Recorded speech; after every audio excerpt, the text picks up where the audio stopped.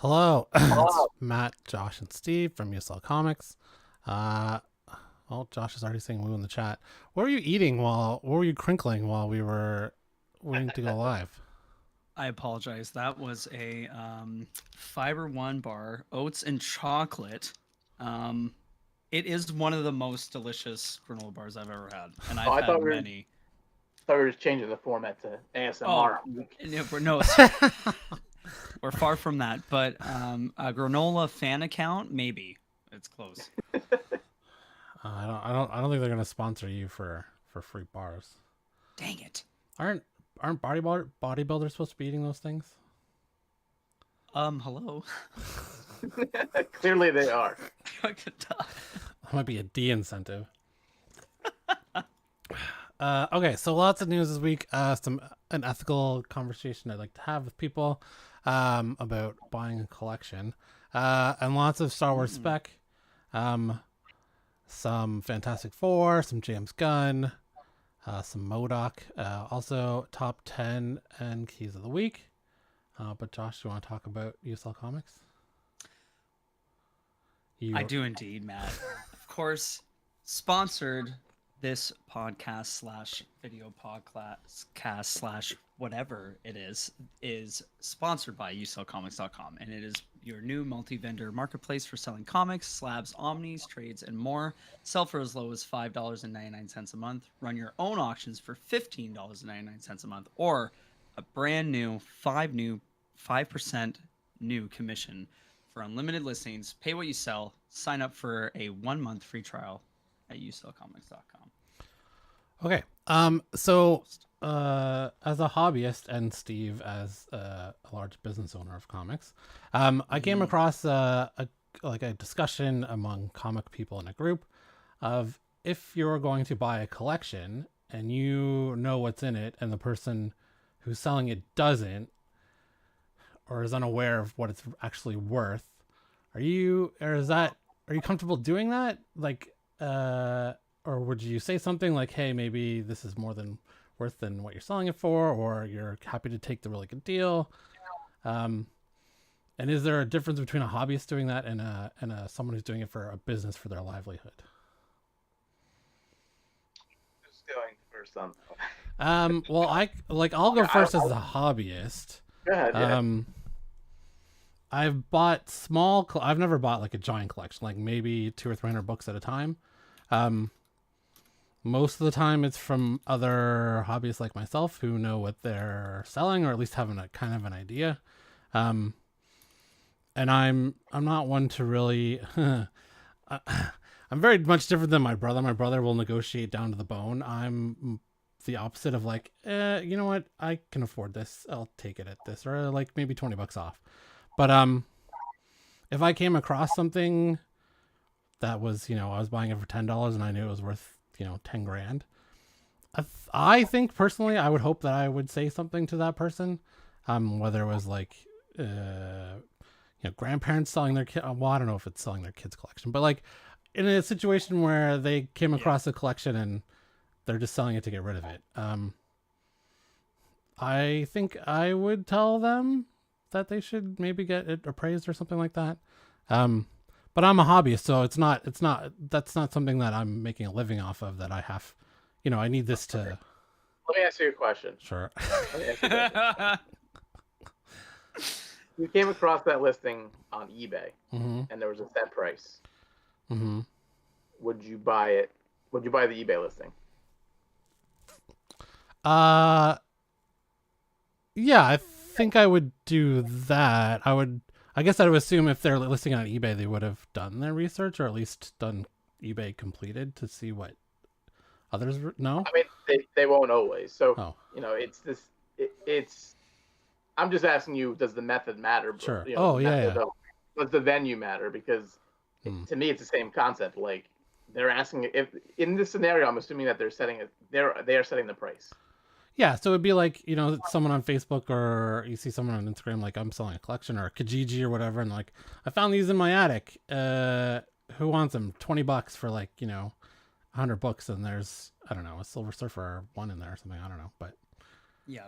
or an X-Men one, but So you're saying they post that on eBay, you would buy it. They post it on, where are you talking? Facebook? Maybe? I guess if maybe the better scenario is a garage sale where Okay. you're just going around looking and they just put it out for whatever. And they don't know what they have. They never even bother to look because it's a garage sale of lots of things, right? So they're just getting rid of a ton of stuff. So So the real answer is you actually haggle less than they're asking. No, so I actually do not like buying collections. No? I do not. Like, it's just a really, like, to me, it's an awkward situation. Yeah. You know, if it's a collector and it's his own collection, he thinks the price is astronomical. Yeah. If it's, a deceased spouse or parent or son, it's just like it makes me feel, very bad for them. And I much prefer just buying overstock from other dealers. Right. Because there's no like sad stories that go with it. It's just, look, I bought too many collections came in and I need to get rid of it. And then, right. And they said, there's a set price kind of in mind for bulk stuff. So it's not, I don't feel like, they're thinking, what kind of percentage is he making on this stuff that I'm going to give him? It's just, very cut and dried. So I much prefer that. Do you get people coming to you to offer collections to you? Yeah. Yeah. And so, but more commonly than your scenario is that they don't have a price in mind. They just say, hey, I've got these comics and what will you give me for them? Right. So I like to assume that they know what they have. Mm-hmm. So when I'm looking through the books, I will set aside what I think are, key books or pricier books, and then the rest goes to the other side. And then I explain to them, like, hey, this is the good stuff that you have that will sell very easily. And we're going to mostly base the price of it on these books. Mm-hmm. And then the rest of it here is, in bulk, is X amount per book. So that's going to make up the total what I'm going to offer you. In the case that, somebody has a set price in mind, I think I might just take it. That's a very rare situation though. Like I said, usually it's them coming to me asking me what I would pay for them. I suppose the difference kind of in that scenario would be, as a hobbyist, sometimes those people like myself who buy a collection don't really want to sit on it for a year or two and have it just sitting there. Whereas someone who has this as a business and, inventory can afford to sit on some books that might not sell right away, where you'll take some of the lesser known books to get, some of the more nicer keys in the collection. Yeah, I don't like to cherry pick because ultimately they're coming to me with a problem. Like, hey, I want to get rid of this. Yeah.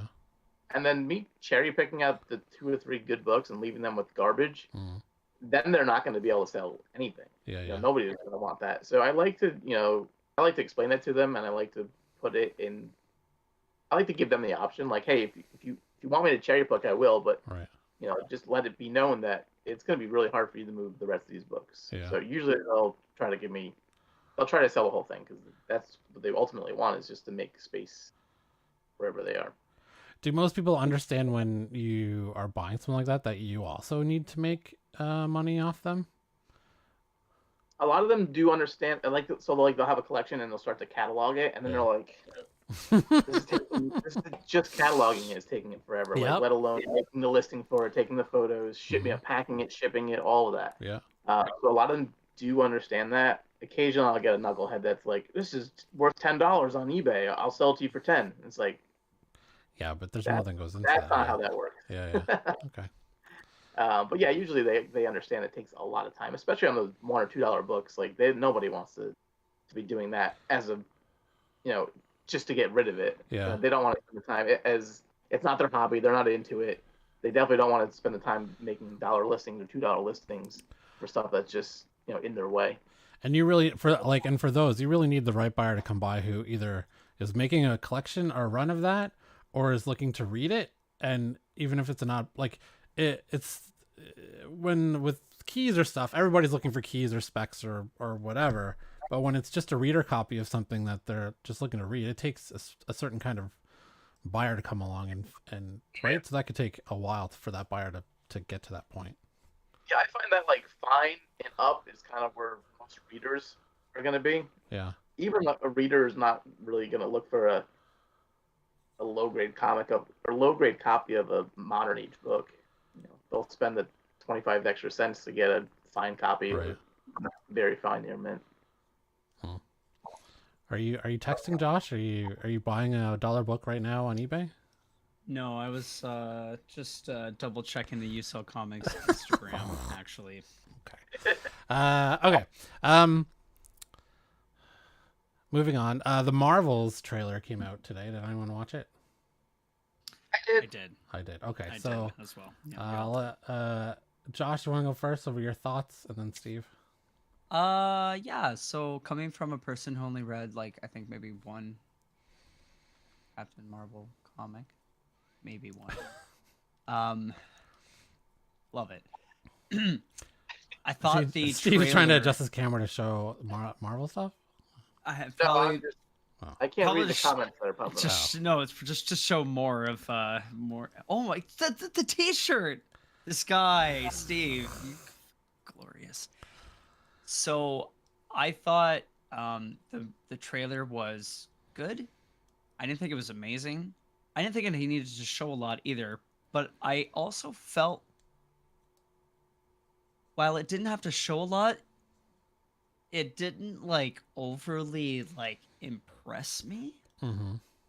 There was 2 times where I was like, ooh, that was kind of like about it. And I'm almost worried that, and I overheard this today. I don't know if it was on Campia show or something, but somebody said that it almost kind of felt like Miss Marvel season 1.5. And kinda maybe, but you just went. I feel from this trailer that we've gone from. It's so crazy. We've gone from this movie being Captain Marvel 2, obviously revolved around, Brie Larson's character, to Brie Larson and Monica Rambeau. Oh my god, I forget the actor's name. It's gone. Forget it. And it was supposed to be her as a tag team, Mm-hmm. and then they decided to do Miss Marvel as the show, and they're like, okay, we'll rather and it'll be like a 3 vote because they were I feel like they were so worried about Brie Larson helming another movie that they were like, That movie did pretty well though. Box office. it did well, but they were worried about how everything was handled afterwards. That they were like, I don't know if anybody's gonna want to come see a Brie Larson movie by themselves. Granted, Samuel L. Jackson is in that first movie quite a bit, but she's all over it in the terms of marketing where he really wasn't, I felt. So we'll see. I did like the trailer though. I think Miss Marvel's gonna steal it. Steve, your thoughts? Did they show the villain? They did. I have a picture of They her did right kinda. here. She's an accuser. Yeah. She has Ronin's. All the accusers have that. I believe all the accusers have that hammer, do they not? Oh, I didn't know if it was. Yes, but so like to me, like why are they not playing up the actual conflict or introducing the conflict? I don't know. I mean, again, they didn't really right. They didn't have to give us much detail, but at the same time, it didn't really wow me in the terms of like whatever. I mean, so we've got, a lot. To me, it seemed like a trailer and not just a teaser. So like to me, the trailer should introduce kind of the plot rather than. Well, it just goes to goes back to how long should these teasers be? Like I remember teasers being like 40 seconds, right? Like were they not like short? The teasers were like 40 seconds to like maybe a minute. This is 2 minutes long. Less, yeah. So was this billed as a teaser or a trailer? This says teaser. It crazy says first teaser trailer, so both. Like I think Oh my God. that definition has gone away because people just title it whatever they want bullshit. for reporting. I'm pissed. The only plot line I got out of this was that whenever they use their powers, they switch. That's the only thing I know about this movie. I don't know Yes. what the conflict is. You're right, Steve. other than it seems to be there's some Kree accusers in it. I don't know what they're trying to do. Yeah, and I'm curious how this body swap thing gets put in place. So, like, Captain Marvel is known, at least in the Marvel universe, and actually in DC universe, with body swapping. It's like it's a thing that's commonly associated with it. Mostly with the male Captain Marvel. Right. In those, like, it's always a thing. It's known that they're gonna do that, and not that it would be a surprise. This seems like it's a surprise about to happen. However, it's triggered initially as a surprise. But initially, you know, Rick Jones would trade spaces with Captain Marvel, and then after that, he would also change spaces with the other Captain Marvel, which is Captain Marvel's son, Genis. So, you know, it has some basis in the comics for it. I'm just curious as to, in this movie, what's going to implement it. Did they also change the name of Sword to Saber? So this is something that was mentioned, and Steve, you might know better than either of us. Is Saber in the comics? Because from my understanding, a lot of people were confused about this. And maybe I don't really know. The whole Sword thing is really boring to me, so I really have not read a lot of Sword comics. Because there was, in WandaVision, there was a Sword, was there not? Yeah. Rambo wasn't, right? Yes. And then Photon took over, I thought, of Sword. Or at least she was involved with Sword after. She was involved with them, yeah. Yeah, and I guess now it's Saber. I don't know. I don't know. That's maybe weird. Saber is the space version. Well, Sword is a space version. Yeah, Sword is a space version. Well, I guess we also know that. Never mind. Sword is like Shield, but in space. Like then what the fuck? Like U.S. Space Command or German Space Command. They just came out with one. Yeah, they just got one, right? They just got one. They had stormtroopers at the event. Okay. So and official officers, actually, not just stormtroopers. My feeling was it looks like it'll be fun. It doesn't look dark in tone, and I don't know what's going on yet. So I don't know. I saw a bunch of things going on that I'm not in context. I don't know what the plot is other than they switch faces. I'm with you, dude. I'm actually looking forward to it. I really like Monica Rambeau. Yeah. When I was growing up reading Avengers, she was the leader. So I've absorbed a lot of Monica content, and I'm excited for it. Yeah. So I'm that comes also out excited. I think it looks fun. November, yes. November, yeah. Yeah, November 10th. Okay, moving on. James Gunn says a potential Marvel DC crossover. Says he'd be lying if we haven't discussed it. So we've seen the heroes and villains of Marvel and DC comics interact on the page several times over the years, but that sort. Are you okay over there? Sorry, I'm laughing at Steve's face. Oh. It's not happening. Well, let me read what he says, and then you can make fun of him afterwards. However, Marvel Studios' Kevin Feige has previously said that he'd never rule it out. Recently appointed DC Studios co-head James Gunn has now revealed that the idea has actually been tossed around.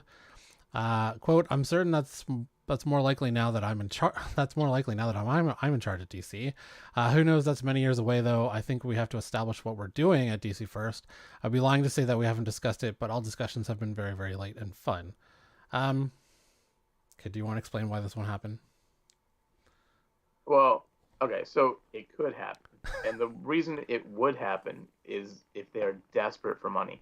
But until that point, there's no reason why Marvel would lend a helping hand up to DC, who is floundering in the movie industry. Yeah, absolutely. Marvel, there's no reason why they would encourage their competition to be pulling people out of seats of their movies to go see DC movies. So by lending them any type of viability by doing a crossover with them is just, it goes against the competition. Even in the comics, they don't do this. They haven't done this since the 90s.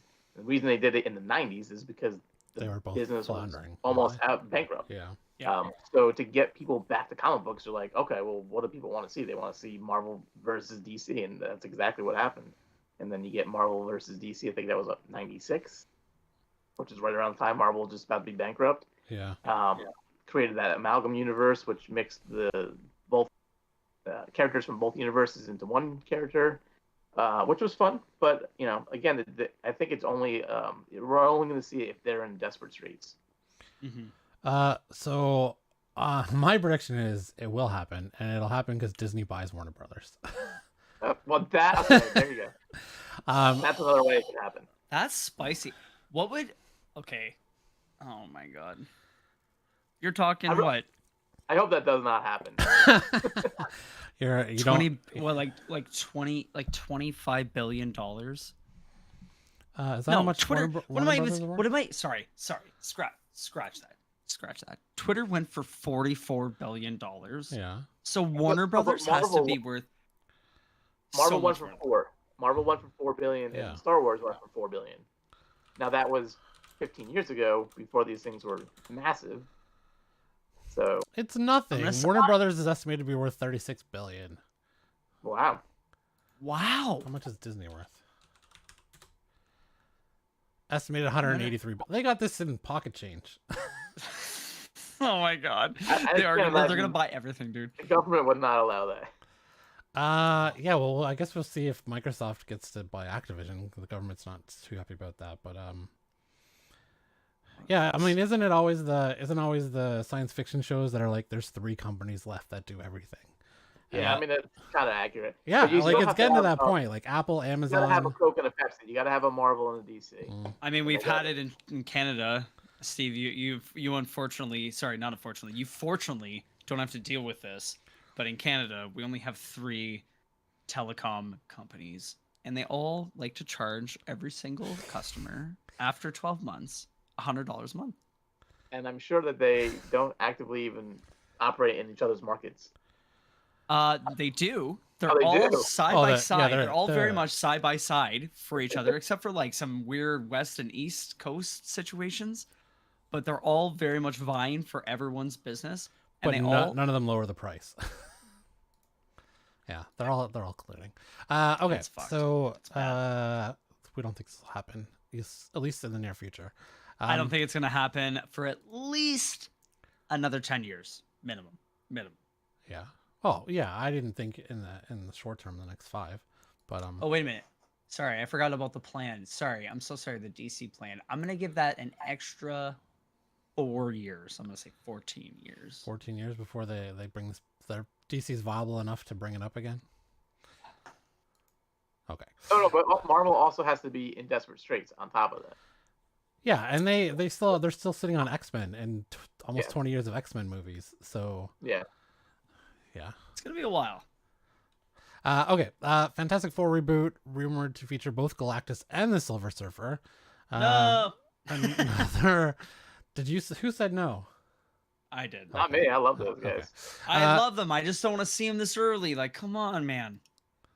Another Fantastic Four rumor here. This time relating to a couple of characters Marvel Comics fans have been waiting for to see done justice on the big screen since its rise of Silver Surfer. Before I start, Wasn't Super getting his own one shot? That's what. Yeah, the was rumor is he gets his own rumored. one Yeah, shot the rumor is he's in- getting his own one shot. So in it's like, November. Okay, like- so like if this is true, it's just like the end scene is just like bringing those guys into the movie. Galactus is coming. Like I can't imagine they're gonna be showing Galactus right off the bat in the first FF movie. yeah, I just can't see it. It's just an end credit. He's coming towards Earth. He's hungry, or he's coming towards other planets actually. In the meantime, and maybe he'll go and destroy Xandar or other Guardians things we've seen, so that we can give it some weight Mhm. as he's destroying these worlds that we don't really care about, but we know about. So who do you think the next big bad is then after Kang? Oh, I think Galactus is a phenomenal big bad. But, like, I agree. Galactus gives you the Across multiple opportunity- movies and Yeah, but Galactus gives you the opportunity to unite villains and heroes because Right. now there's something that's coming for everything. Yeah. So now by then maybe you've got Doctor Doom on the table, maybe Magneto. Right. You have the opportunity to have everybody join forces against Galactus, which is an incredible sight to see. yeah. Mm-hmm. Do we think? Maybe even Thanos coming against Galactus. Listen, speaking of Thanos, so I took your advice and dropped that Captain Britain book. I put that on the shelf. Good, yeah. Yeah, and I started reading Cosmic Ghost Rider, and I'm only like 3 or 4 issues in, but I already love it. Cosmic Ghost Rider. It's off the wall. Yeah, it's fun.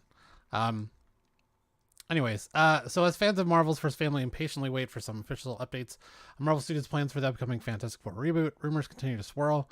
And this latest report claims that 2 major characters are set to make their MCU debut alongside Reed, Sue, Ben, and Johnny.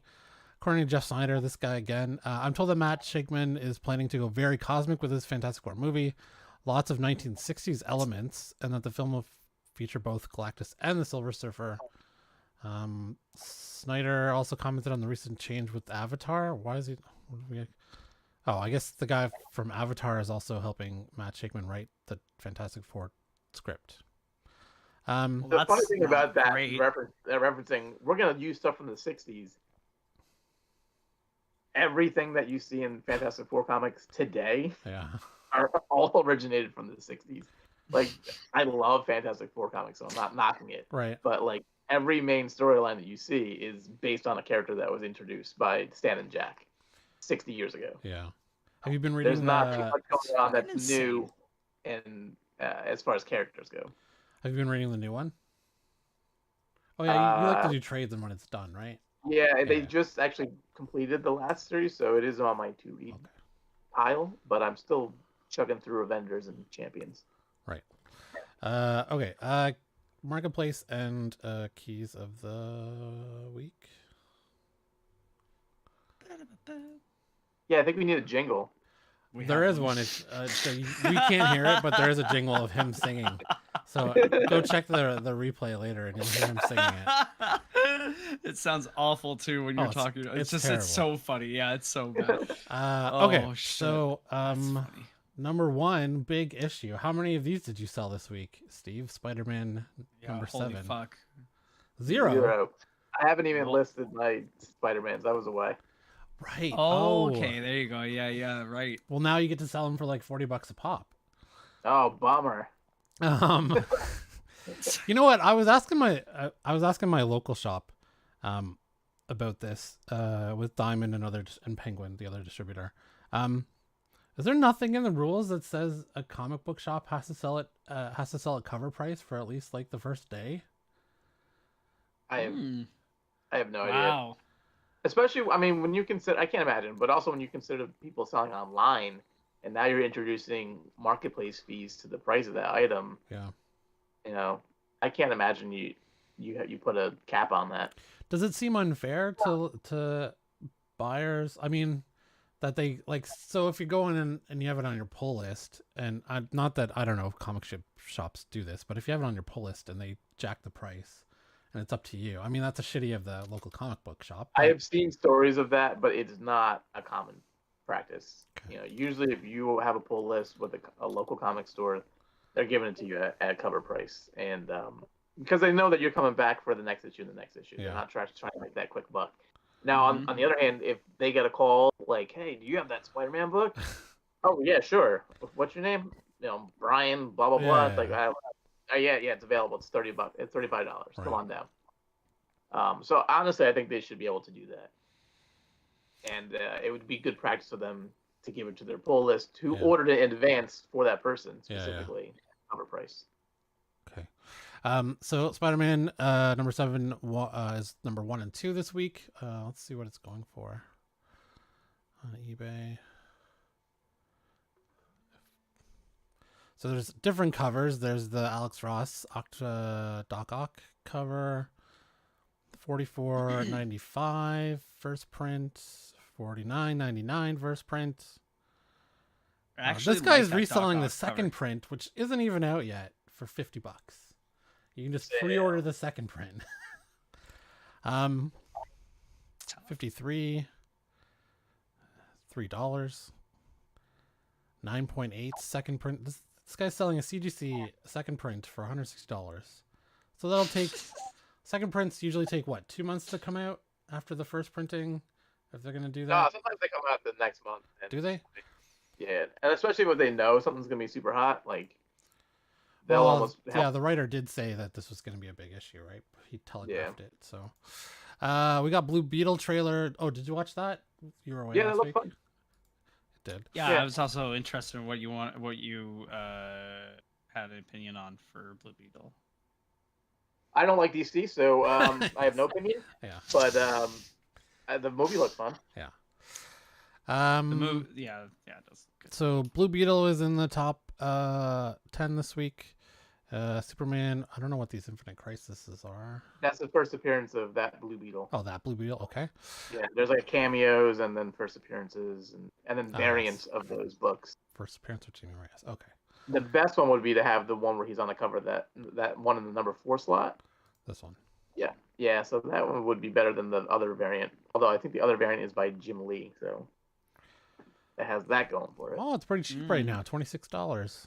Oh, that's an auction. Never mind. Auction, Buy though, it the now white for format for selling. $60 for buy it now. Okay. No big deal. Also, Star Wars trailer, Ahsoka trailer came out. So, Star Wars Heir to the Empire #1, first appearance of Grand Admiral Thrawn, Yeah, is not now a big surprise. popped.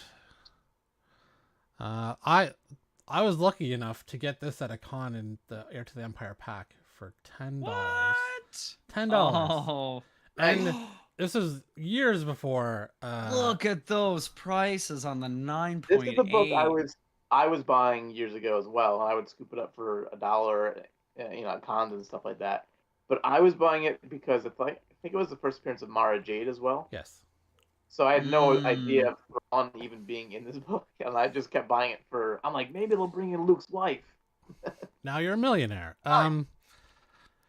Yeah. So I sent it away to CDC. The only time I've ever sent stuff to CDC, I sent this book and it came back at 9.2. So I'm totally happy. Like it's on my wall. I'm not selling it. It's, as I said, I like all villains. So, which I got another villain this week, because Thor: Love and Thunder is done and over with. The price on Thor with the first appearance of Gore has really come down, and I got a 9.6 for $80. So that was nice. Wow. Yeah. That's a huge drop, man. Yeah. I was surprised and impressed that I was able to get that for $90 on eBay. Nice. Great seller too, like super packaged well and everything. Yeah. You must be talking about me. Yeah, well, you have a five-star rating and like 10,000 reviews, so. No big deal. Yeah, so this popped this week. The first appearance of Ahsoka, The Clone Wars, is going for an insane amount again, like $3,500 plus for a 9.8.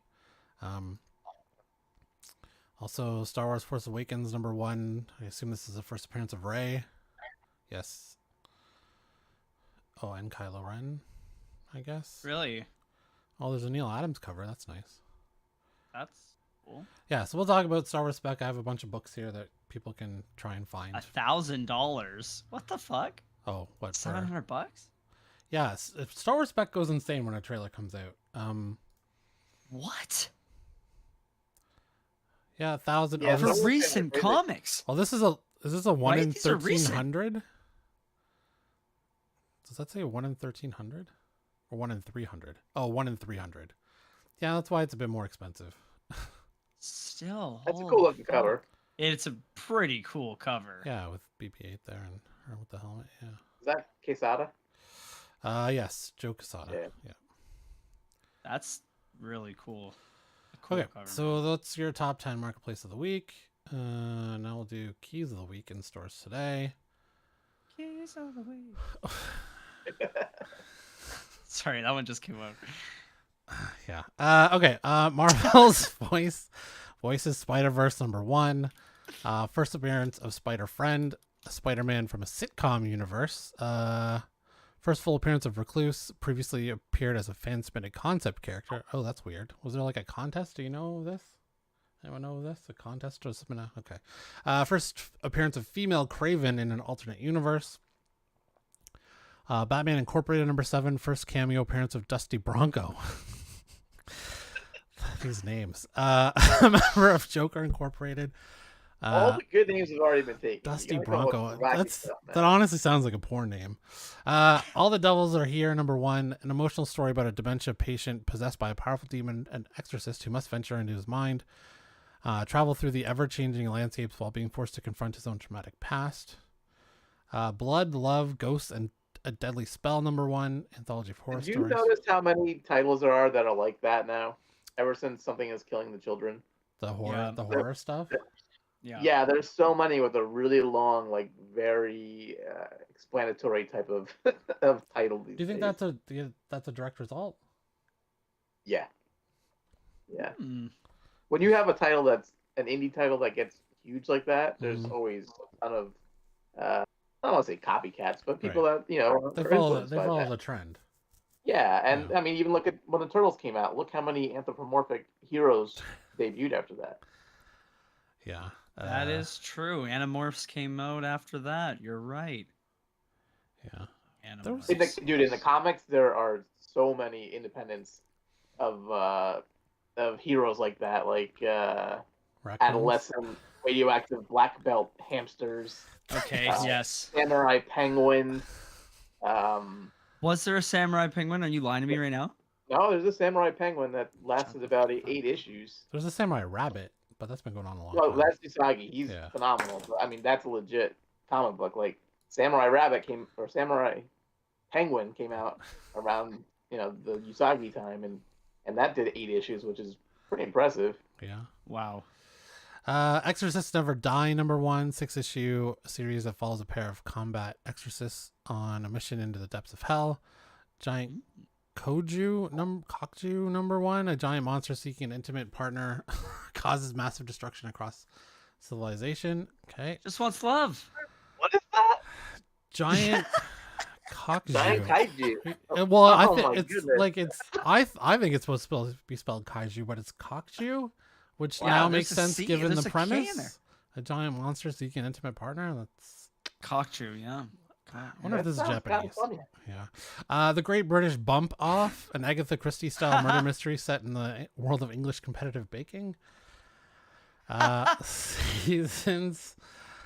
Seasons have teeth. A retired conflict photographer lives in grief after an unthinkable tragedy, but everything shifts when the seasons arrive. Each one a godlike creature who he tracks down to capture the perfect picture in hopes of redemption. Okay, that sounds kind of cool.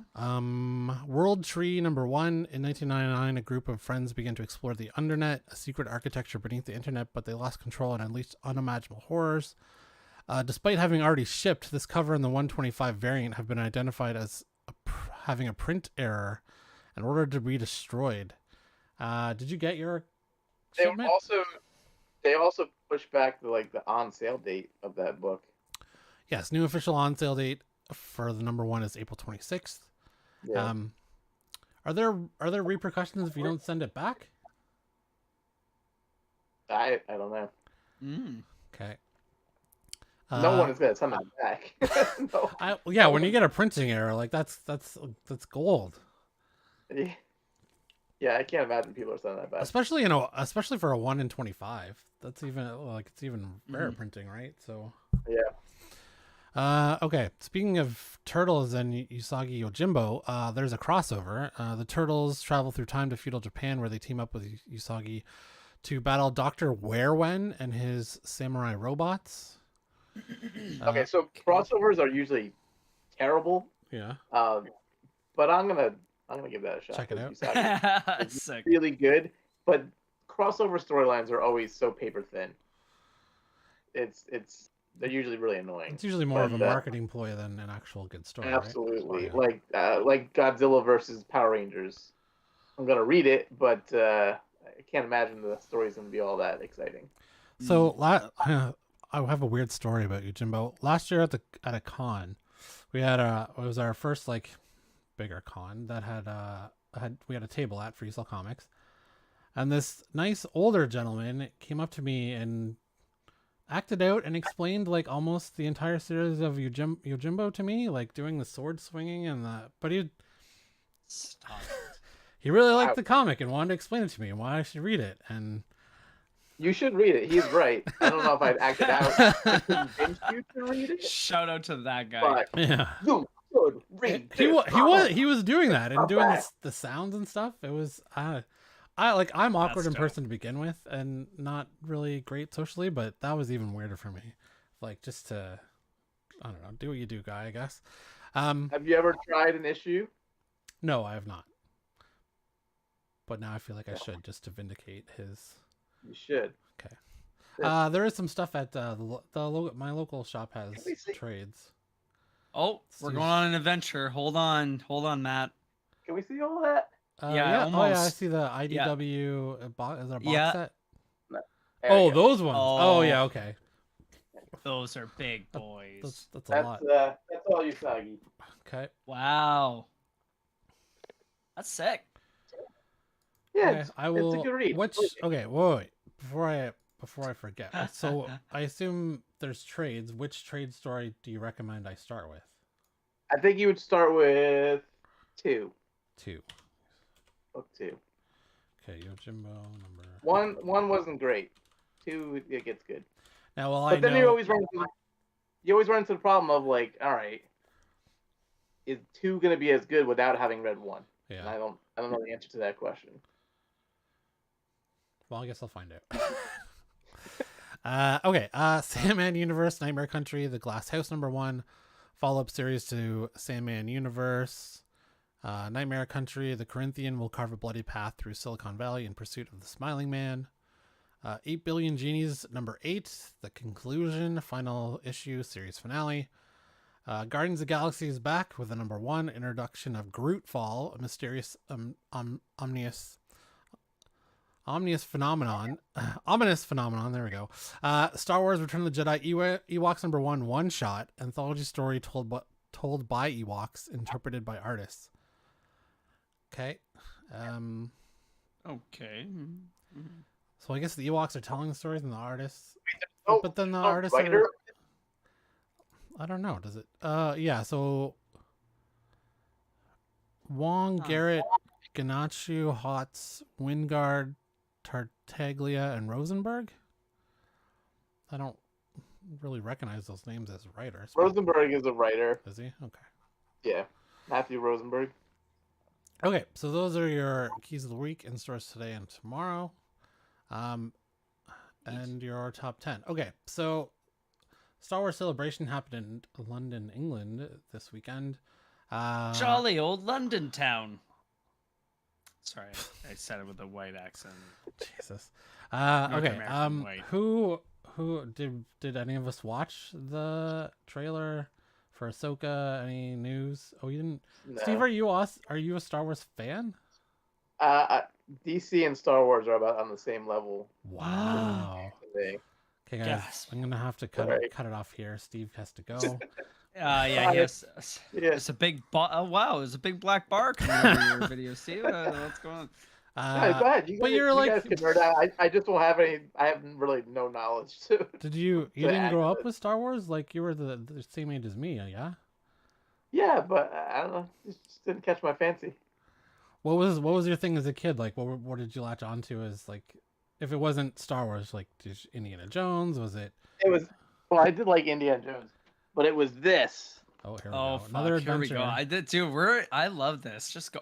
Oh my god, what the fuck? It's hard to... Are those games? Oh, it's Super Nintendo. Okay. And Oh my okay. god. And Nintendo. And Nintendo. Okay. So regular Nintendo and Oh, Wait, yeah. was that Super Star Wars on there? Yeah, I had Star Wars games. Oh. Oh And I just, my I didn't watch them over and over and over and over again. Oh. I watched so much, dude. I watched. I did Empire so like many times. Return of the Jedi just because the Ewoks were super fun. And Return of the Jedi. I watched. So weird. Okay. Okay, so you've never watched a Disney Plus series then of Star Wars? No, I haven't seen any. You should feel watch like- Andor first. I Can feel you like imagine the- like your first experience is just Andor? What's the last movie you saw? Episode 2. Attack of the Clones? From Yeah, that's been done. Wow. I left a bad taste in Wild. my mouth. This is wild. Sure, it left a bad taste in everyone's mouth, but Star Wars fans just move on to the next thing. The next crappy product of Star Wars. Yeah. Honestly though, even if you weren't a Star Wars fan, Andor is pretty good just for a political action thriller series, even without the like there's no Jedi in it, it's nothing like that. If I was to tell you to check anything out, it would be Andor season 1, just to give it a retry. Anyways, so you'll probably be silent for the next half an hour.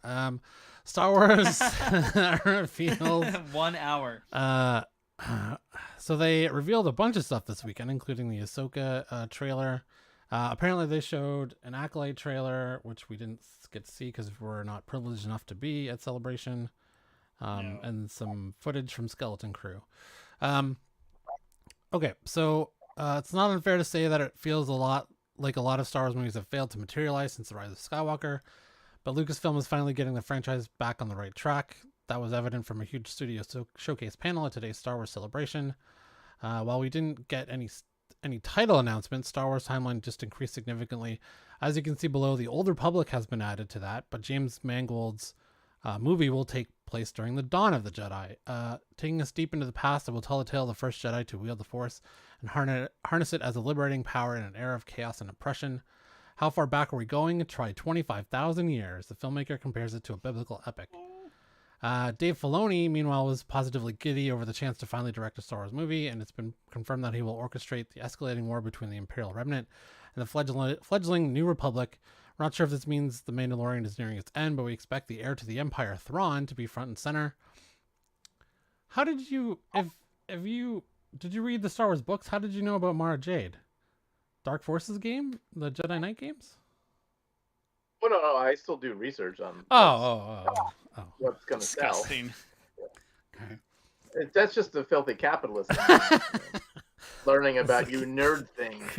He knows some of the information, yet he chooses not to use it. He's on to us.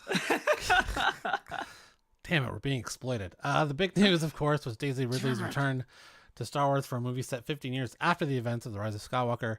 As we mentioned earlier today, Sharmin Obaid Chinoy will tell the story of rebuilding of the new Jedi Order and the powers that rise to tear it down. So we did get a lot more timeline. Not now. Okay, so we have Dawn of Jedi, which is James Mangold's movie, which I'm super stoked about because he did Logan. He's doing the new Indiana Jones. He did the Wolverine.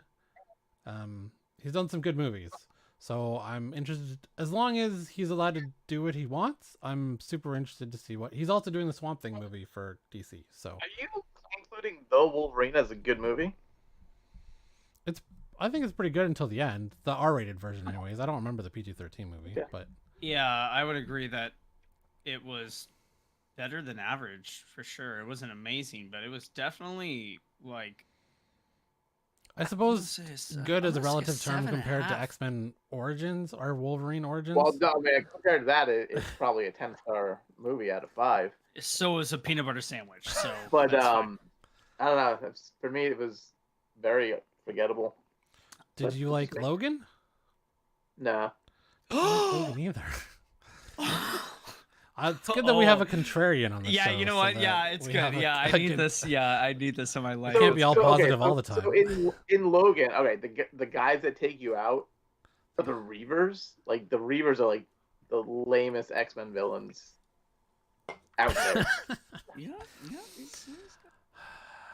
Okay, so Dawn of the to me, it was just a bad choice of villain. I didn't like it.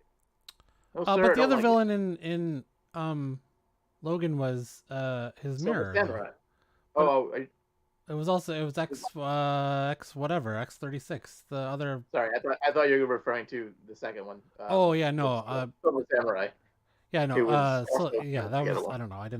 I didn't like the ending of that, obviously. But Logan, I don't know. I thought was pretty good ending for. Yeah, no, I don't know. It fell short for me. Oh. Didn't dig it.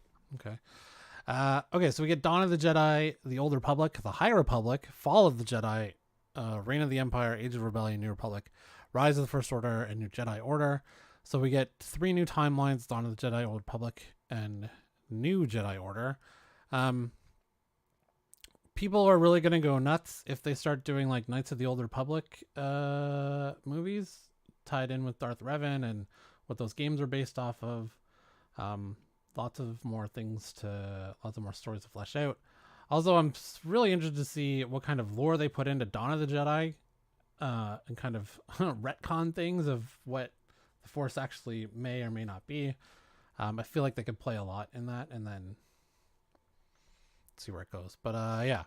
So 3 new movies. Josh, you had said you are wondering why Daisy Ridley would come back. Money, but also Stephen Knight, who wrote Peaky Blinders, is writing the script. Do you know that show, Steve? Peaky Blinders? No, of it. I haven't seen it. It's very good. You should watch it. Very But yeah, it's money. Like, I'm sure it's money. Why she's doing it. Probably also a contract that she can't break. Yeah. Yeah, there's definitely there's that. I think there's a few things. I think the contract, again, I don't know the contract stipulations, and I haven't heard any rumors. I thought it was for a trilogy, but I may be wrong. Like, there may be a clause in there that if, like, you know, the movie's made a certain amount of money, she has to stay. Gets re-upped. I don't know. Combination, I'm going to say a combination of contract and money for sure. Dude, she has a lot of pull in Hollywood, but everyone just says that. She does? Everyone says that. But not, you know what I mean? Like, materialize what has happened in the last 2 years. Again, COVID, bad. But at the same time, that's not stopping her and, you know, starring in a movie that, you know, is and or could be very, very good, whether or not it's a blockbuster or not. It could be an indie film. You know what I mean? And I mean, what was the last thing we got? Chaos Walking with Tom Holland, by the way. Ugh. No, she was in one of those oh no, murder she mysteries something recently. with that wasn't recent, but that was after Rise of Skywalker. It was that Agatha Christie murder mystery movie they've done 2 of now with Kenneth Branagh. The Bump Off? That one I don't know of. That's just a reference to the comic you talked about earlier. Oh. I mean, Sammy's back. Okay. Hello, Sammy. Sammy! I mean, you did yourself a favor, Steve, by not watching Rise of Skywalker. Yeah. So maybe she does want redemption of making a good Star Wars movie. Among most Star Wars fans, I think most generally The Force Awakens is the most liked. People are very divided on The Last Jedi by Rian Johnson. Yeah. And no one likes Rise of Skywalker, I don't think. No, I think that one's pretty much a toss. I mean, I think The Last Jedi was the. You think Rise of Skywalker is a toss-up for people liking it? I would say a full toss in the terms of like audience versus critics. I feel like Last Jedi had a lot of good critic score. Critics loved it, audience but score. fans hated it. Yeah. Yeah. So I feel again, 50-50, but everyone that I know didn't really like it. Right. Okay, so the TV shows we're getting, Skeleton Crew is one with Jude Law, we found out, who is playing a Jedi. This is centered around 4 kids and very much has the DNA of Steven Spielberg, Amblin Entertainment, 1980s adventure, Goonies, E.T. Attached to it. Kids on an adventure with a Jedi. Carrie Condon's in it. Christopher Ford, David Lowery, the Daniels, Jake Schreier, Bryce Dallas Howard, Lee Isaac Chung. This, I think, is coming out next year. The brief synopsis is Skeleton Crew follows the journey of 4 kids who make a mysterious discovery on their seemingly safe home planet, then get lost in a strange and dangerous galaxy. Finding their way home and meeting unlikely allies and enemies will be a greater adventure than they had ever imagined. They did show a trailer, but we didn't get to see it. Also, they may have already shown one of the villains, which was Vane, who has been in The Mandalorian this season. Yeah, so this is going to be more kid-oriented toward, the good old days of the 80s kids movies. Look forward to that. Also, we also got Star Wars The Acolyte trailer. The Acolyte was among the projects highlighted during Lucasfilm Studios Showcase panel at Star Wars Celebration. And we were on hand to bring you all the biggest... Okay. Lucasfilm President Kathleen Kennedy... This didn't make it, though, right? To the internet? Huh? The trailer? Yeah. It got pulled down pretty quickly by whoever was phoning it. Okay, so, but it doesn't exist right now. I don't think so. They took some screenshots, but Okay. So this is about a Sith. Leslie Headland to the stage, heaping high praise on the writer, director, and executive producer after watching the first hour of episodes of the show. Headland was actually joined by a Jedi Wookiee when she made her entrance. A character we later learned is Kelnaka. Oh, I missed the spec on that then. I thought he was going to be a different name, and I bought that book based on it. I thought it was going to be a different name too. Okay. Played by Chewbacca actor Yousellcomics. The Wookiee will be among the Jedi we follow during the series, which, as expected, is going to be set during the High Republic era. That's hundreds of years prior to the Phantom Menace, and with the Jedi at the height of their power at this time, it's the Sith who, according to Headland, are the underdogs and outnumbered by their far more heroic counterparts. The Acolyte is going to follow the rise of the dark side. We're definitely intrigued by the showrunner saying she pitched it to Kennedy as Frozen meets Kill Bill. It's quite the opposites. Frozen and Kill Bill. Is it like a musical with samurai swords? I guess. I wouldn't be mad. Yeah. So Daphne Keene's in it. Manny Jacinto, Jodie Turner-Smith, Rebecca Henderson, Dean Charles Chapman, Sotamo. I also think isn't Ke Huy Quan in this as well, or is he in Skeleton Crew? It was either one. I don't know which one he was in. I saw that he got announced, but I didn't see what it was for. I apologize. You should apologize. Okay. Okay, good. Oh, so before we get to the Star Wars comics, let's go to the keys we should look at for Star Wars. So High Republic has a couple of runs. Volume 1 came out in 2021. So you get the first appearance of Keeve Trennis, first appearance of Skier, first appearance of Estala Maru, and Avar Chris. We do know one character is confirmed that's in Star Wars High Republic number 5, which is the first full appearance of Venestra Rowe. She's been confirmed to be in the Acolyte. And this doesn't, to my knowledge, I couldn't find any variants of it, I think. Is there variants of it? Actually, there are 2 variants. There is one by Bernard Chang and one by Mike Mayhew. They're going for $30 and $45 respectively. Ooh. But the A cover seems to be going for $8 right now. Also, there's a debate, as there always is, on what the first full appearance of Venestra Rowe is, because it's really annoying with that. There's so many like cameos and shadows talking from the shadows. It's really hard for speckers.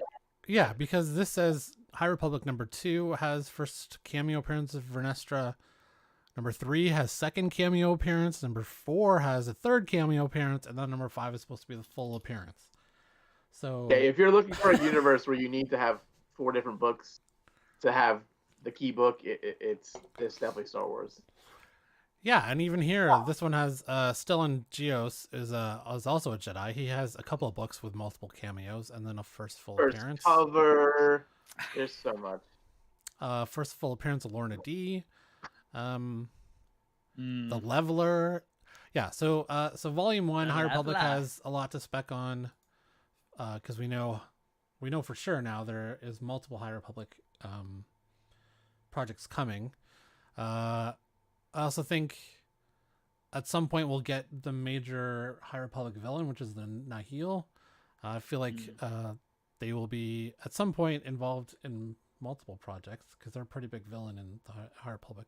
Also the Dengir, which is like this weird alien race. Sick. So Volume 1 of High Republic also came along with a more kid-friendly version called the High Republic Adventures, which also has first full appearances of a lot of other characters too. Yeah, that's the first out of continuity appearance in full where they're actually named but kind of enshadowed. Yeah. There's also this one is a big book. I'm gonna suggest is Star Wars High Republic Adventures Annual number 1. It has first full appearance of Bel Zettifar, a Jedi Padawan, and Ember as Charhound. Loden Greatstorm, which is a pretty key Jedi Master in the novels. Also Porter Engle, who also just got his own limited series called The Blade, which was pretty good. And then also Indira Stokes, a Jedi Knight. So if you can find this one for pretty cheap, I'd say this is one's a good bet. It has a bunch of key first appearances from Jedi Knights and not just Padawans and etc. Right? So that one's to look out for. And then they just started Volume 2 of the High Republic, which also has a ton of first appearances. I feel like these guys might take longer to show up, as they probably want to do the first volume appearances first and then add more later. Same with High Republic Adventures. Both came with Volume 2. Both has the regular adult version, per se, and the kids version. High Republic Adventures. Okay, so comic books. They also announced comic books. I usually get every Star Wars comic book except Dr. Aphra. It's not because I hate women. Why is that? So Why would that be? I will explain why that is. I bought the omnibus of the first Dr. Aphra series by, is it Gillian? Dr. Kieran Gillen? Yeah, I think it was her that did the first run. Is that? Volume 1. I think it's a dude. Yes, it's Kieran Gillen who did the first one. It's a man. Read the entire thing. I really like the droids in it. BT. Is that an Austin Powers reference? The droids in it? Yeah. Oh. No. Sorry, Josh. Oh. Carry on. Sorry. Anyways, I really like the droids in it. I don't. This might be weird to say. I don't like Dr. Aphra's ethics. I don't like her You've as a said it character. before. I think she's set up as an anti-hero, but I don't think she has any redeeming qualities per se as a character that I would like. Either like a straight villain, or You like this? if you're gonna be bad, should be be totally like bad at both. it. Don't switch back and forth. She switched back and forth a lot in single issues of like trying to do the right thing to not doing the right thing and being selfish. And I just found that was a sloppy way to write a character's arc. She might be better in Volume 2 with a different writer, but I personally didn't like Volume 1 Omnibus, so that's the only one I currently don't get of Star Wars stuff. I assume at some point she's going to show up in live action. I think she's too popular a character not to. Especially the droids that she has with her, the 2 killer droids that are murderous, that I actually found quite enjoyable and funny. So popular. I feel like she first appeared in Darth Vader, and then just out of nowhere, she had a very popular series. Yeah, she was in Darth Vader 3, I think, from Volume 2, and then got her own series, and yeah, she's got two volumes at least, and I think a second omnibus coming from the new volume. So, Wow. Yeah, I don't know. Maybe she'll be better in live action. They'll write her a bit different, but I just didn't like the way she was written in the first volume. So, yeah. Okay, so Star Wars comics. Star Wars Dark Droids has been announced. Marvel Comics has officially announced Star Wars Dark Droids, the upcoming horror-themed event, story taking place across its line of Star Wars comics set between The Empire Strikes Back, Return of the Jedi, which the publisher previously teased with this mysterious "First They Come for the Metal" teaser. Marvel made the announcement during its Monday panel at Star Wars Celebration. The event kicks off in August with Dark Droids #1, written by Charles Soule. Soule, a prolific veteran Star Wars author, is leading the Dark Droids event by writing its main limited series, which features art by Luke Ross. The Star Wars Dark Droids story will then be told in the current ongoing comics: Star Wars Darth Vader, Star Wars Dr. Aphra, and Star Wars Bounty Hunter. Now I'm gonna have to get it to get the Droids event. Why do they do this? Dark Droids, a mysterious new threat called the Scourge, corrupts droids, cyborgs, and everything in between, spreading chaos through the galaxy. Ajax Sigma, who first appeared in last year's Star Wars Revelations, will play a role in the saga though his true intentions remain unknown. So we got some covers here. This is Dark Droids #1. Got a B1 battle droid back there. I don't know what that droid is.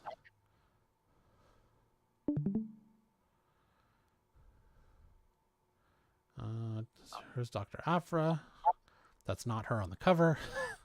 Well, I don't know who that is. That's a weird horror thing. Oh, there's Dr. Aphra. That Ventress. cover with the weird horror thing is dope. It's Ventress from Clone Wars, Age of Ventress. Yeah, it looks like it. Yeah.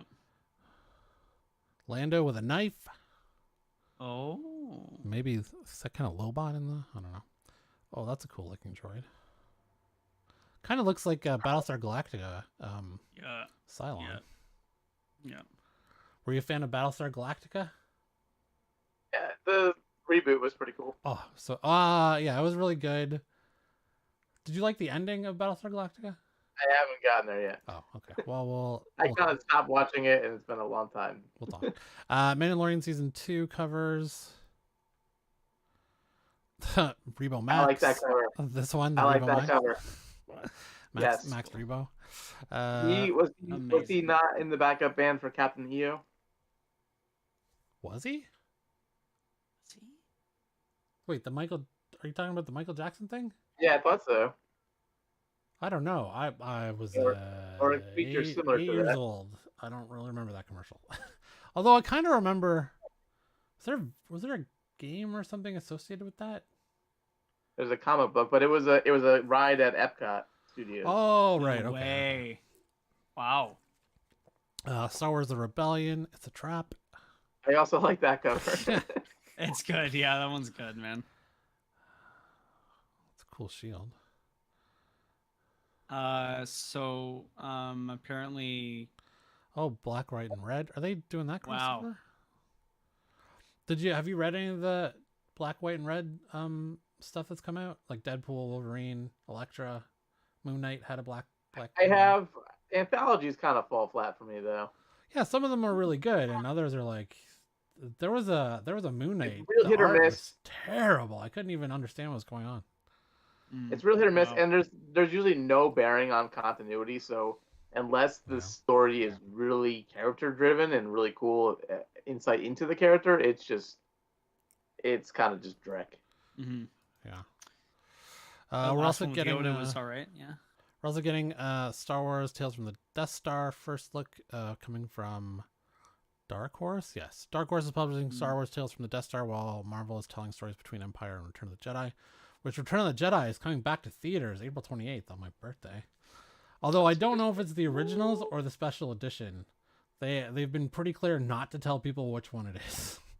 So there's this thing like when you're on the internet where you're not supposed to give away key vital information about yourself. You have just failed, sir. Yeah, you're done. Next up, let's talk about what's your home address and your mother's maiden name.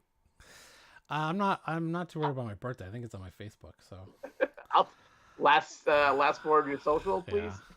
Yeah. I feel so bad for Dark Horse. Why? Look at the Disney. Well, why? Yeah, why? All right, so like their main selling titles were like Buffy, Aliens, Predator, Star Wars, and then Disney bought up. Disney bought up Mhm. Fox, and those are all gone bye bye. Planet of the Apes. Bye bye. Yeah, and so now they have the Hellboy universe, and maybe some Black Hammer stuff, but They What do you claim think they're of- the third largest. Dark Horse is the third largest comic publisher. no way. Image is way bigger than that. Maybe they haven't changed it in 20 years. Yeah, I mean, maybe back in '88, yeah. Back in '92, we were huge. Well, I guess I got Scott Snyder writing for them. Masters of the Universe. This website isn't very good. I'd just like to see a list of titles of current titles and. No, Oh, do sorry, they do that's Berserk? impossible. That probably sells pretty well for them, doesn't it? Who? Berserk? Oh, yes, yeah, but that's ending. That's concluding. Oh, is it? Oh wow. I thought the last volume is on their way. And Oh. well, although his students, I think, are picking it up. Oh, right. They do statues. I don't know how much their statues do well, but I have a couple of Witcher statues from them. They do The Witcher. They do Dragon Age. They do video game stuff right now, but I'm just saying it's nowhere near losing What? Yeah. those huge franchises. Yeah. Sorry, 2 minutes ago, Josh Murr said, "I'm happy Dirge is canon again." I don't know what that's referring to. Anyone? I think he's talking about Star Wars. Oh yeah. Matt? Notorious George? Gendai bounty hunter who was known for being hard to kill. Mm. Yes, he's. Oh, he's the Battlestar Galactica robot. Oh yeah, the cool looking one. Yeah. Yeah, I'm unfamiliar with him. Okay, Oh, so that's him. Oh, before shit. we do our last one, do you want to show us what you bought on your trip? That's cool. Oh yeah. Oh, I got to read on the plane too, which was cool. I don't like to take comics on the plane, but I'll take graphic novels. Yeah, like it's got to be Mm. hard to do a Halo Sprocket. Welcome to I got to read Halo and Sprocket, which is a slice of life comic with a robot, a human, and an angel. And it's just kind of fun, like to play upon, how does a robot look at the world? Right. Very, binary versus how does a human or an angel. So that was kind of fun. It's published by Amaze, I think. Amazing, Amazing. which is Okay. an offshoot of slave labor. Slave labor published a lot of weird stuff, and this was kind of their more mainstream imprint. Okay. So I got to read that. That was cool. That is cool. And then I found a comic store in Flagstaff called Cab Comics. So I picked these. Okay. I picked these books up. Oh, This was optioned recently. Butterfly. butterfly. Okay. Mm. What's that? This all came out of 50-cent bins too, which is really nice. Damn.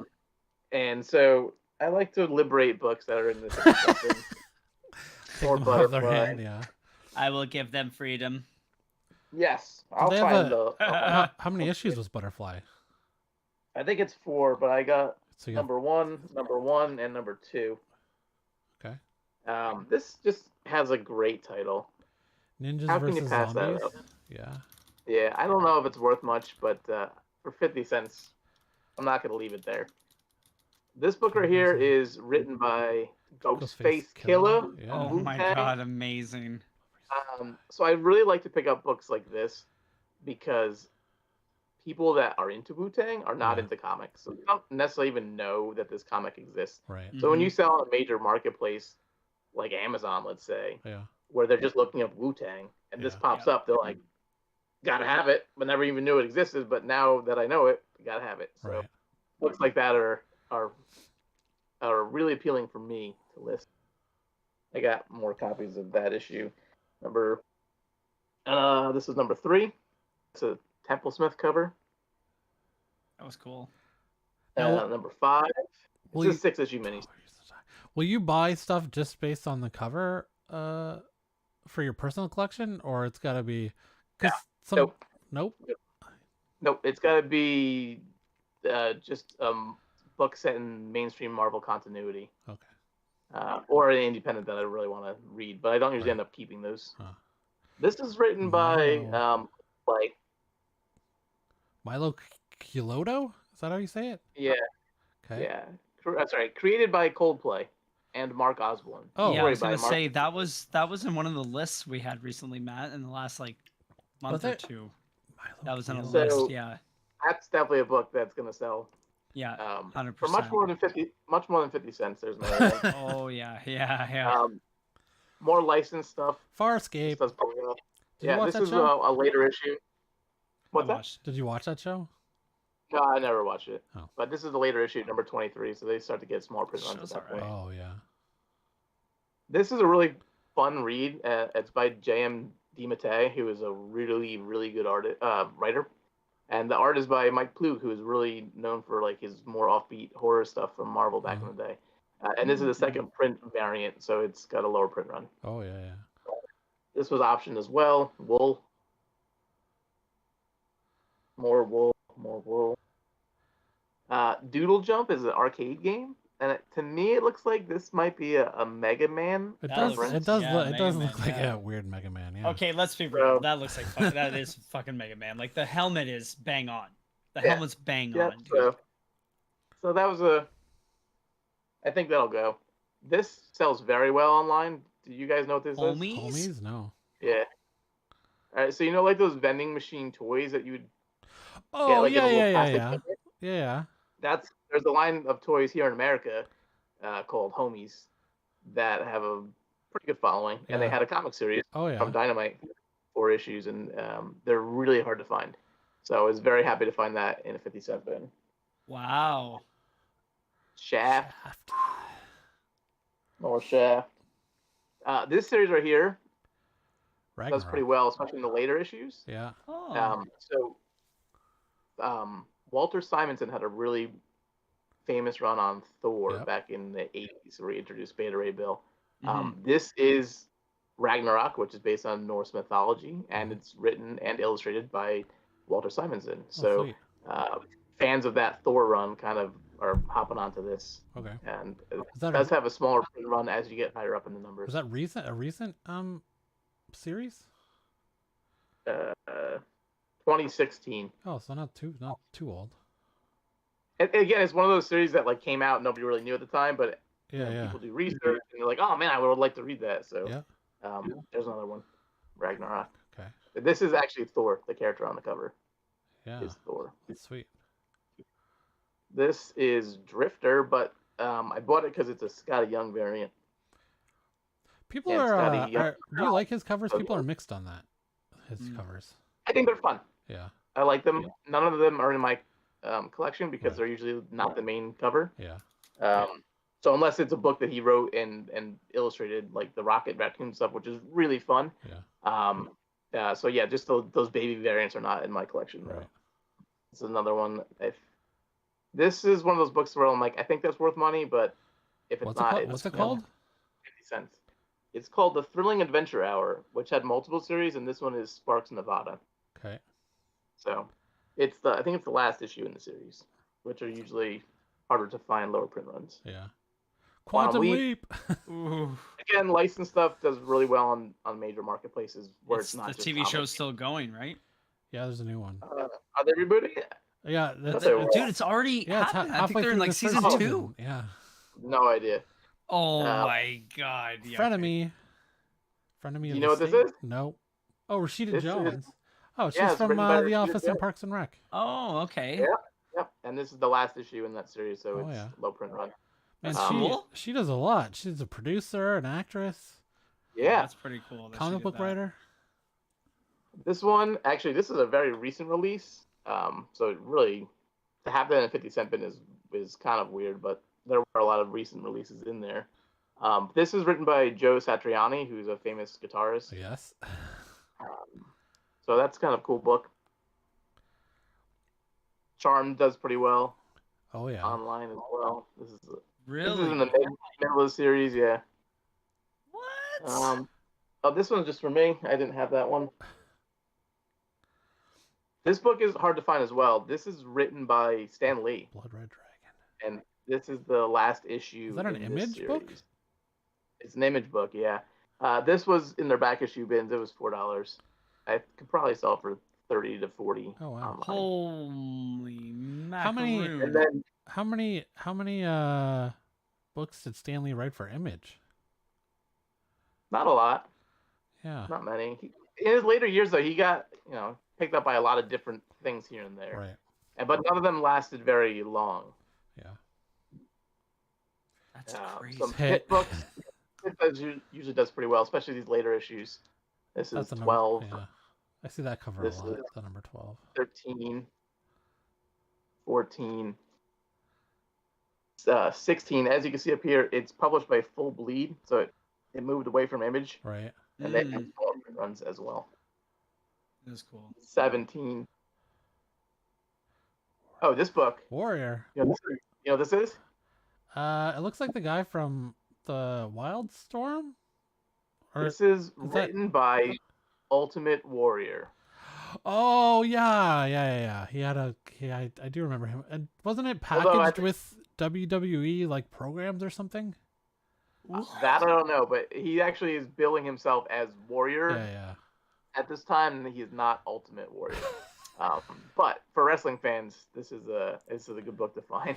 If you ever That's cool. there's a doc- Number 3, it lasted for 4 issues, and then after that, there was a Christmas special. I was super stoked to find these because they're not easy to come. The No, later I- issues are not easy to come by. I wouldn't imagine they are. Amazing. There's a wrestling documentary series called Dark Side of the Ring that had an episode on Warrior. Like I'm a wrestling fan from a kid. I don't follow it anymore, but those old guys like Savage and and Jimmy Snuka and Warrior. The one on Warrior was pretty good and sad in the end because he died of a heart attack like 2 days after. I imagine all of them are Yeah. very, very sad in the end. Yeah, like Hogan, I think I just read is kind of paralyzed from a bad back surgery he had. So, Ugh. yeah, most of those. I was guys- not a wrestling fan growing up, but I really am amused by them now. Like if I look back at the old '80s clips of them just talking, it's really entertaining. Brother. Yeah. Yeah, Eat your vitamins, brother. Yeah. Yeah. So yeah, that's my haul, and that's some of the reason, or that's what I look for when I'm digging. So To be honest, I'm not really looking for mainstream Marvel or DC because people know that stuff. yeah, When you get into the indie section like that, who knows that Ultimate Warrior wrote a comic or Rashida Jones wrote a comic? right. That's crazy. Not a lot of people, but that stuff has, demand out there. So how do you have that stuff in your head going in? You're like, I'm looking for these things, or you already are knowledgeable about this, or you look it up. You're like, oh, this seems interesting. I'm going to look this up on my phone before I. Was it a combination of all three? Yeah, I mean, it took a long time to learn it. Yeah. But now it's in my head when I'm just digging it. I'm just ripping through that back issue bin, and I know what I'm looking for. But it did take a long time to build that knowledge base. Yeah. Some of it comes from just trying to sell comics every day. Like, what you got to find a selling point for each thing that you have. So, you do if you don't know what it is, if you're doing it right, you got to do the research on each book, which it takes a lot of time. There's a lot of books out there that are just nothing books, but you got to put the time into learning what's the nothing book and what's the good book. Yeah. So it's a lot of research. And when I first started, I would just go to eBay sold and just sort within like what's selling for between $20 and $40 because I know I could find stuff like that at conventions in the quarter bins or 50-cent bins. Right. So to get that knowledge, you have to do a lot of research. Yeah. Okay. I would good. agree. How often do you take that stuff back with you on the plane, or you ship it back to yourself? Because I'm Well, I going just put it in to. my- I'm put it in my going. suitcase. My wife and I are going to Denmark and Norway, and I want to check out some shops there. And I'm like, do I put it on the plane or do I ship it back? Like, how long that's gonna take? So I wouldn't ship it. One thing I've done before is I've got a carry-on that is big enough to fit a short box in. Oh, really? Oh, So I could travel, there with an empty short box and then Yeah. fill it up, and then That's dope. just stow it on. Instead of it getting tossed around, on the underneath of the plane, Yeah, it's ready with you the whole time. right. Huh. Didn't even think of that. I don't know that I would buy that much stuff, but just for personal collection, because I'm not, I sell things here. Even and if you there. don't, I mean, you can just lay it down in the box so that it's protected and not get. Yeah. tossed around. It's not a bad idea. Look, tips and tricks by Steve. That's a new segment. Yeah. The PSA agent was very amused by a giant box of comics going through That's so funny. the monitor there. Okay. Last thing of the night. MODOK is coming back in Thor Annual #1 from Marvel Comics. Fresh off his appearance in Ant-Man and the Wasp, Quantumania, MODOK looks set to get a major upgrade in the page of Thor Annual #1, which hit stands in July. This July, we'll get to witness an epic story that will go down in history among the God of Thunder's most legendary battles, as the God of Thunder takes on a godly powered MODOK in the pages of Thor Annual #1. From writers Jackson Lanzig and Colin Kelly. Oh, I guess because is Jason Aaron done on Thor now? Yeah. Yeah, and Donnie Cates is doing. Thor. Sorry, not Jason. Yeah, Donny Cates. Sorry. Jason Aaron's done on Avengers, and now he's This is just an annual though. Like this has really it's no probably bearing just on the current go nowhere. Thor. Yeah. It's a cool cover though. Dude, I really enjoy MODOK. That character has such a diverse amount of storylines though. Like he's sometimes like super serious and deadly, and sometimes just like super goofy, and you're like, this guy isn't even a threat. But did you watch the Hulu show? I did, yeah. So I there's loved comic it. that- It was fun. It was there's so comic fun. that's show, just like man. I that. thought it was so funny. It is funny, but that's what I'm saying. Like it's an interesting character because he's written in so many different ways. Yeah. But even though when he's being goofy and all that, he still is very dangerous character. Yeah. So this I suspect it sounds like it's going to be more on the serious side of MODOK. Yeah. All of the 9 It's gonna be- realms are in trouble now. He's gonna be somehow given like Asgardian powers. It looks like. Fueled by revenge and refusing to ever again be someone else's paw, MODOK seizes control of all of the 10 realms, but Asgard and Thor, the All-Father, must step in and gain control of the 10 realms in the world. However, MODOK's new cosmic power proves to be a greater threat than Thor could imagine, and he'll need the inspiration of beloved friends from Midgard to reclaim his realm and his awesome power. Oh, maybe he steals Thor's power? He's gonna hold the hammer, man. That's it. Yeah. I have no insight into this at all. I'm just making stuff up. I don't know. I'm not sure either. Okay, well, I guess last bit is anybody watch it? What do we watch this week? Anything of not? It doesn't have to be comic related. Just like. Sorry, Matt. Are you reading any? Sorry, what were you reading or anything? Because you asked Steve, but we didn't ask you. What am I reading? Yeah. Cosmic Ghost Rider Omnibus Right. Volume 1. And my like weekly stack of comics that I have to get through each week to keep up with all, like Berserker. Now Berserker's done, so now I'm reading all of Berserker, the Keanu Reeves thing, which it's like it's fun. It's like if they're actually gonna do it live action, it's gonna be very bloody. There's gonna be blood all over the screen, although I kind of see them doing an anime because they're doing an anime too, I think. So that might be the bloodier stuff. I like some DC titles, so I'm reading Joker, The Man Who Stopped Laughing. There's another Joker, Batman, Deadly Duo series that I'm reading. That series has been selling very well. The Mark Silvestri one. Yeah. That does very well. Here's what I just finished. I haven't read a lot of Superman, so I just started with his new series, Superman 1. That's cool. Gunslinger. I assume Gunslinger does pretty well too, doesn't it now? Spawn Gunslinger. The Spawn book? Yeah. Honestly, the Spawn books are not selling crazy for me. What? Okay. Yeah. Punisher. The Punisher series has been pretty good. I got that's Berserker number 1. Behold Behemoth is a Boom Studios. This is number 4. It's kind of an interesting premise. A little girl kind of turns into a giant monster and accidentally like unleashed some other monsters, and now like the world's kind of apocalypse. Dope. I have a little girl, and that's pretty accurate. She can become a giant monster. The drop of a hat. So we're close. Little Monsters by monster out of nowhere. Little Monsters by Jeff Lemire. I've been reading this. I'm enjoying this. It's the premise is most of the adults have disappeared and the little kids left are all vampires. And they don't. The adult vampires told them not to leave the city, and then they kind of do and figure out. They're starting to realize what's going on in the world. He also did Sweet Tooth, which season 2 starts this month on Netflix. What is going on in the world? I'm curious now. Yeah, I mean, so there's not a lot of. It doesn't seem like there's a lot of humans left, and they were the only ones left in the city as little kids.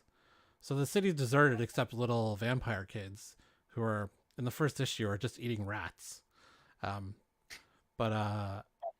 Yeah, they run into a human, and then the whole idea of that, and it's pretty good. Rats. It's not super dialogue heavy, but it's it's kind of a quick read each issue, but I find it interesting. This just finished Kilchella. It was okay. I kind of just read it to finish the story. I wasn't like super hyped on it, but Secret Invasion number 5. This is the last issue of this new series. It was alright too. And then Superman Lost, new issue where Superman disappears for 20 years and then instantly comes back. It seems to Lois that he just left for a minute and he's actually been gone 20 years.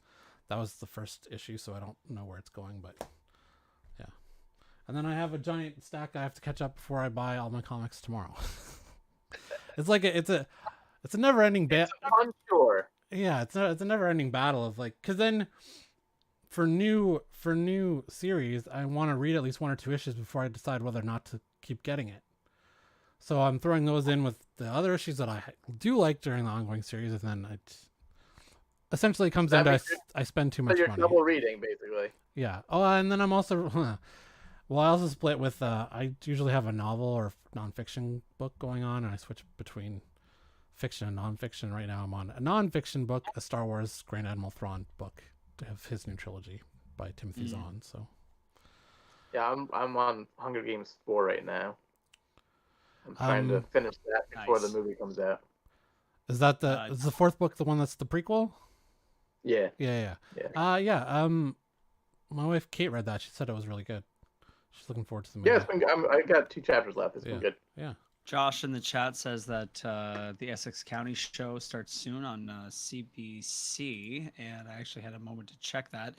It's based off of the Essex County trilogy, which is a set of 3 graphic short stories, which was then put into a graphic novel of by Jeff Lemire. It was published in 2011, based in Essex County, Ontario, Canada.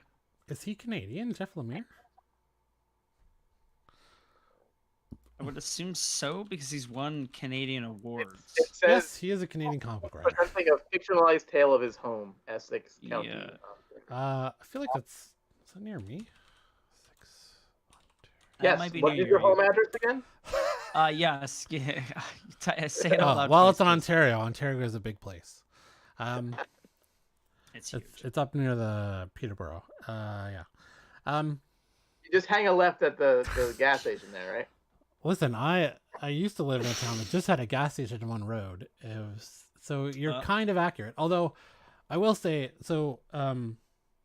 2019, my wife Kate and I did a road trip from here to South Dakota, to the Black Hills, Deadwood, and then down to Denver to hang with our friends for a week. And we went through a town that it was kind of scary because it was like there was lots of buildings but no one around. It was I think this is in Wyoming. It's like nowhere town in Wyoming. You're just driving really slow, broken down houses, like no one around. It was An weird. episode of Walking Dead. Yeah. It's weird. And I Am Legend. there is nothing for miles in South Dakota, like just hills, and you have to like when you see a sign for a gas station, you better stop because you don't know when the next one is. But it's other than that, it's beautiful country. Like it was a fun drive. We'd like to go back and do Yellowstone before the 2024 election. Yeah. But we'll see if we can get that in. Anyways, is anyone watching Succession? So sorry, I was gonna follow up with I did end up reading something. Oh, What? gasp! My apologies. I did. What did you read? It's okay. It's all right. So I did end up reading. Remember?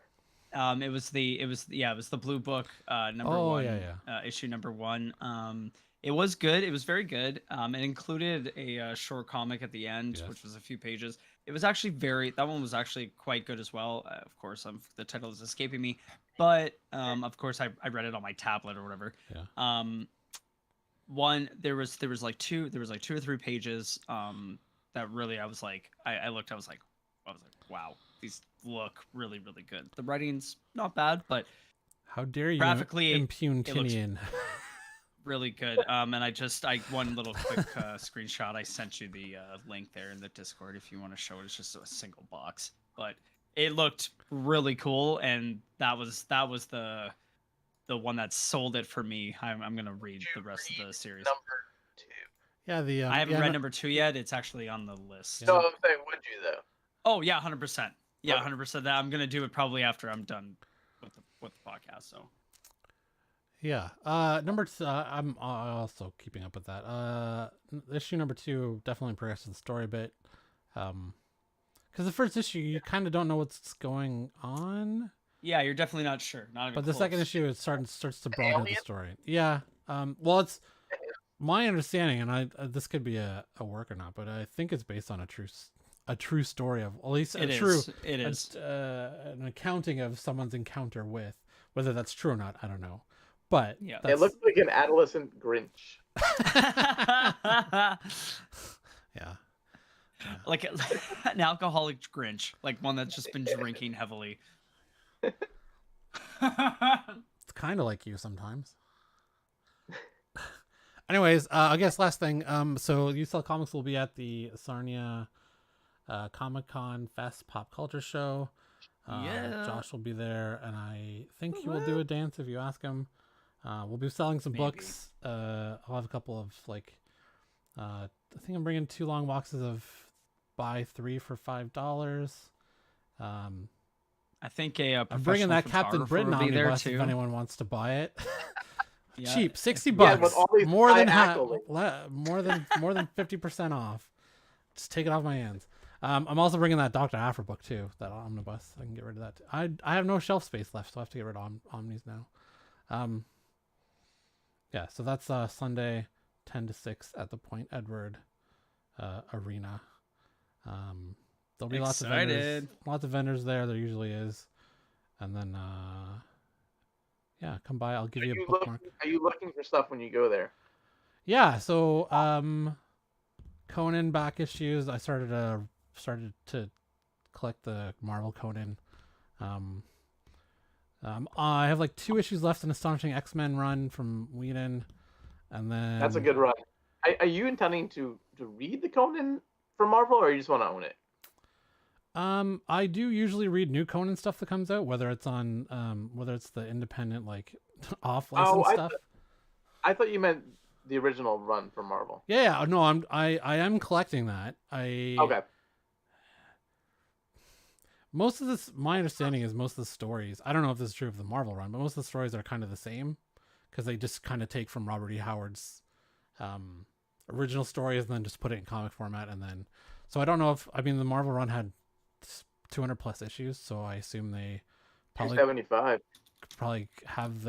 came up with maybe some original stories, which I would like to read. But once I get done, if I ever get done, the first one's still kind of inexpensive compared to how old it is, I guess, in a fine grade. Like I saw one last year at a con that it was very good to find for like 500. Okay. Yeah. So it's not a crazy price to finish that run. I don't think a lot of books are too expensive in that overall run, except for the first one. So that one. I mean, I've heard that the Dark Horse run is really good. Yeah, I have Kurt Busiek's run of that in an omnibus format, and it was fantastic. Okay, I mean he's a good writer for everything. I've heard the stuff from Ablaze, which is unlicensed. I've heard it's very good. I was curious because to me, if you want to read Conan, I think probably a better place would be the more recent stuff than the Marvel stuff. But if you're just collecting it for a collection, that's cool too. I have the Aaron did a run that finished 2 years ago. I have that, and then he's in Savage Avengers as well until Savage Avengers was fun. I enjoyed that. So there's a new run of Savage Avengers, and there was the previous one. I read the previously completed one. Yeah, I enjoyed that. Okay. So I wasn't even aware, but Jeff Lemire ended up doing a lot of DC stuff. Well, Steve will never read it. It's Swamp Thing, so I'll read some of that. Yeah, no, not only Swamp Thing, he did a lot of Justice League Dark stuff. That failed thing I spec'd on too. I tried to collect that the last Justice League Dark run because Abrams was supposed to be doing a whole series on it. Now it's dead. Yeah. I'm also doing a Ghost Rider 90s run that I have. Nice. Yeah, like I grew up with Danny Ketch's My Ghost Rider when I was garage selling with my grandma buying issues, so that's the Ghost Rider. So I went back and started collecting it. I think those last issues are pricey. You know what? I went back and started reading it on Marvel Digital before I bought it, and before I started collecting the run, and they only have 30 issues. They don't have the entire run, and I don't know why. I emailed them where's the rest of Ghost Rider, and I never got a response. That's weird. I mean, there's a lot in the middle there that's kind of important, especially for Midnight Suns crossovers, right? Yep. Yeah. Yep.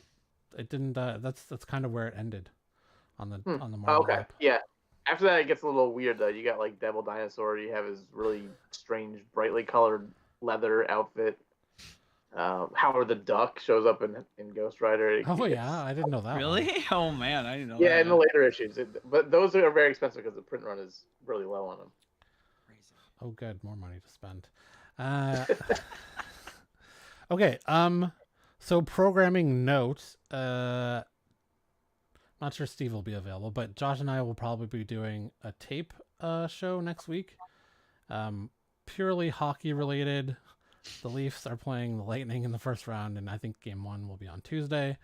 And that will be my priority that day. So we will probably do a recording Tuesday during the day, and we'll still air it. So if you have comments, I'm sorry we didn't reply to you, but it will be a taped show, I believe. Steve, if I'm sure you're busy on Tuesday, but I will. I will probably be busy. Yeah. Okay. The following Tuesday, we will be back if there is no hockey. So you can just run some of my highlights, being like, "What's Star Wars?" I like that. Yeah, let's. What's Yeah, AC? You know what? I can clip these for YouTube Shorts now.